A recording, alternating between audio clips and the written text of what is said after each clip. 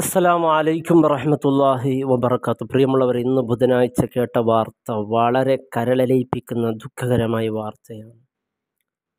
ഒരേ കുടുംബത്തിലെ രാത്രി ഉറങ്ങിയിരുന്ന യാസീർ എന്ന് പറയുന്ന 40-കാരൻ ഉള്ളാള മദനി നഗരയുടെ അടുത്താണ് ഈ ഒരു സംഭവം നടന്നിട്ടുള്ളത്.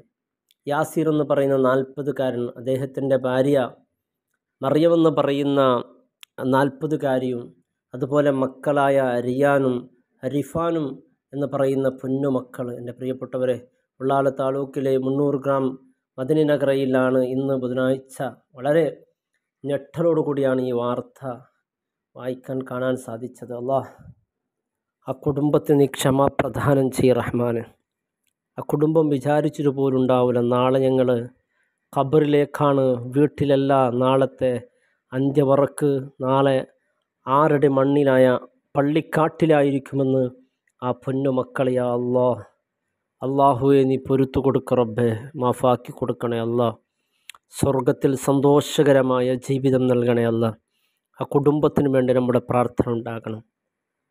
ഒരുപാട് സ്വപ്നങ്ങൾ, പാവങ്ങളുടെ സ്വപ്നങ്ങളെല്ലാം പ്രിയപ്പെട്ടവരെ ഒറ്റ രാത്രി കൊണ്ട് അവസാനിച്ചു പോയി. അള്ളാഹു നിൻ്റെ പ്രത്യേകമായ മഗ്ഫിറത്ത് അല്ലാ കുടുംബത്തിന്, ഈ ഒരു പരീക്ഷണം താങ്ങാനുള്ള ശേഷി അല്ലാ ആ കുടുംബത്തിന് നൽകി അനുഗ്രഹിക്കണേ റഹ്മാനെ. എൻ്റെ പ്രിയമുള്ളവരെ, നമ്മുടെ പ്രാർത്ഥന ഏറ്റവും പ്രധാനപ്പെട്ടതാണ്. ഒരേ നാട്ടിൽ 4 ഖബറുകൾ കുടിക്കുന്ന ആ ഒരു രംഗം, അതും 2 മക്കൾ ചേർന്നുറങ്ങിയ മക്കൾ ഖബറിനും ഒന്നിച്ചുറങ്ങുന്ന ആ ഒരു കാഴ്ച ഒരിക്കലും ഹൃദയത്തിൽ ഒരു തെരി കരുണ ഉള്ളവന് കണ്ടു നിൽക്കാൻ പറ്റാത്തൊരു കാഴ്ചയാണ്. വാർത്ത കേട്ടപ്പോൾ തന്നെ വല്ലാത്ത വേദന തോന്നി.